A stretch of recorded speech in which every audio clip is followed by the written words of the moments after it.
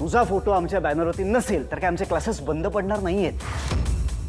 पण ही जी काही offer me तुला देतोय ना ती स्वीकार. हा पैसा तुझ्याकडे असेल ना तर तुझे सगळे प्रॉब्लेम्स संपतील, सुटतील कायमचे. हातात पैसा असेल ना तर तुला आयुष्यात काहीही मिळवता येतं आणि पैसा नसेल ना तर आयुष्यात काहीही करता येणार नाही तुला.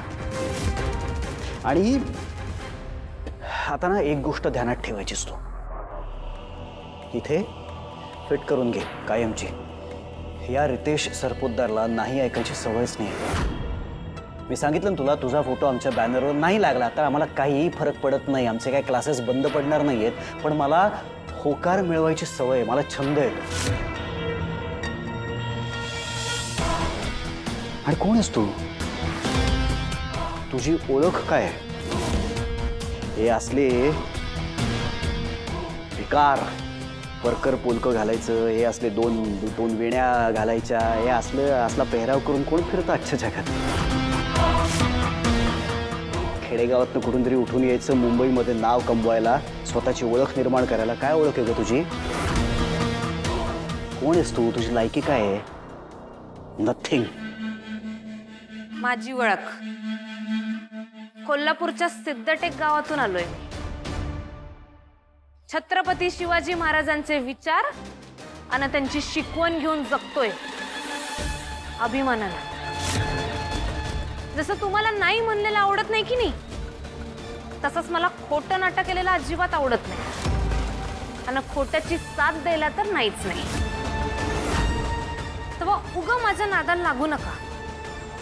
गप जाऊ द्या मला. या तुमच्या क्लासची मला अजिबात गरज नाही.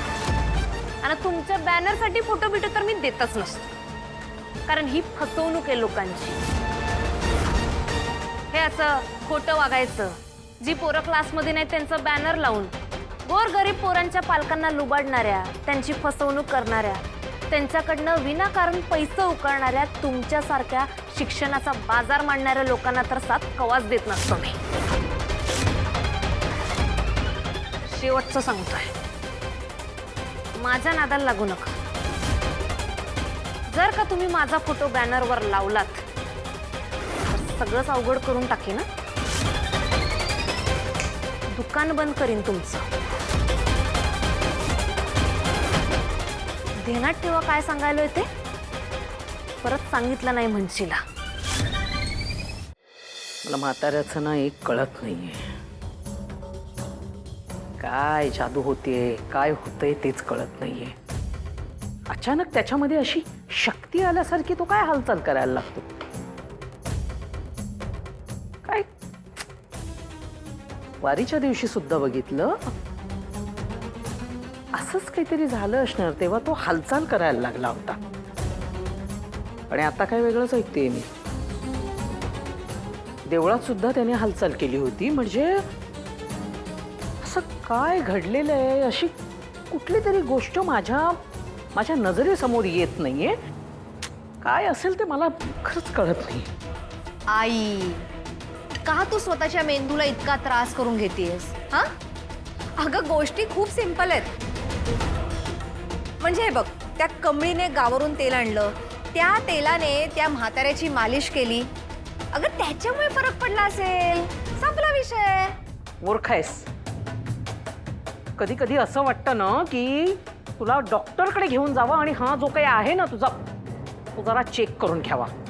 अगं, मी बोलतेय काय, आपला विषय काय, आणि तू काय बोलतेस, काय सांगतेस मला? तुला कळतंय का मी काय सांगते ते? हा म्हातारा असा चालू बोलू लागला, अचानक बोलायलाच लागला तर तुला माहितीये, सगळ्यात आधी माझी वाट लागेल. माझं उरलेलं सगळं आयुष्य मला तिकडे तुरुंगात काढावं लागेल. तुला काय, अनुचं एक वेळ ठीक आहे, ती वाचेल. नातं आहे ना, रक्ताचं नातं आहे. पण माझं काय आहे? माझी तो खरोखर वाट लावू शकतो. तुला नाही कळत आहे. तुझी काय वाट लागायची नाही, कळलं? तुला मी पुरती ओळखून आहे.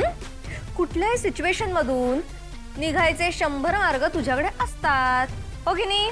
मग आई, एक काम कर ना, लास्ट टाइम जसं त्या म्हाताऱ्याला असं ढकलून दिलं होतंस ना, असं ढकलून दे ना, विषय संपला. चुप बस. कळलं? असं काही एक बोलू नको आणि असं करायचा विचार सुद्धा मनात आणू नकोस. कळतंय का तुला? त्या म्हातारीचं किती लक्ष असतं, अगदी बारीक लक्ष असतं. मी काय करते, कुठे जाते, आता घरात गेली की बाहेर गेली, सगळीकडे लक्ष असतं तिचं. आणि ती कमी की काय म्हणून त्या कमळाबाईला आणून बसवलेलं आहे ना. ती येते आपली आजोबांची चौकशी करायला आणि माझ्यावर देखरेख करायला. काहीतरी करावं लागणार आहे, एवढं मात्र खरं. काय करायचं डोक्यात आहे तुझ्या? काय करणार? हे खाऊन झालं ना? नाही संपलं की सांगते. बारीक लक्ष ठेवावं लागणार आहे. एक मिनिट, मी म्हणजे मी पण असणारच आहे तुझ्यासोबत. म्हाताऱ्यावर अगदी बारीक लक्ष ठेवायचं. तो काय करतो, जरा जरी त्याची हालचाल दिसायला लागली, काय चुकून बोलायला वगैरे लागला, असं काही जर तुझ्या नजरेत आलं तर आधी मला येऊन सांगायचं. कळलं? आई, मला एक गोष्ट कळत नाही. जर त्या म्हाताऱ्याने हालचाल केली नाही स्वतःहून तर तो पडला कसा? तू घरात होतीस म्हणजे कोणीतरी त्याला धक्का मारला. अगं, याचा अर्थ कळतोय का तुला की त्या म्हाताऱ्याचा अजून एक दुश्मन आहे? लिहून घे. बघ बघ, विचार करून बघ.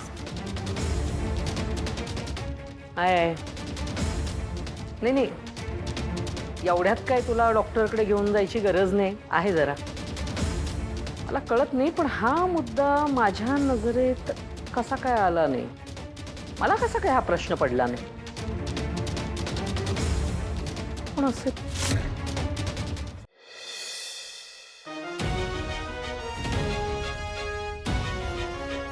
50 लाख, 30 लाख, 10 लाख, 5 लाख, 1 लाख, 0 रुपये पाहिजेत मला. हे कमळी मोहिते,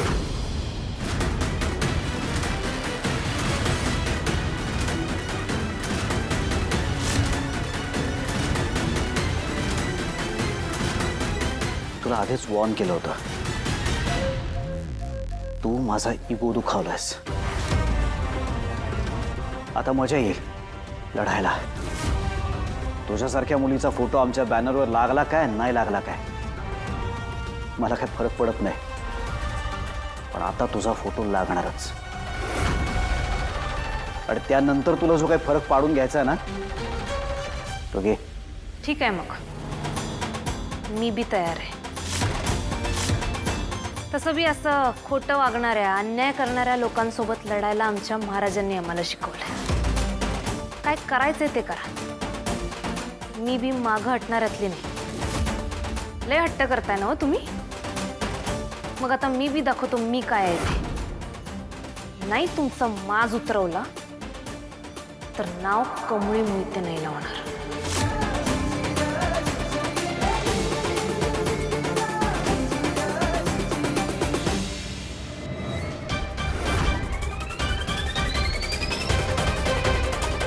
पहिल्यांदा कोणीतरी बरोबरीची आली आहे. मजा येणार लढायला.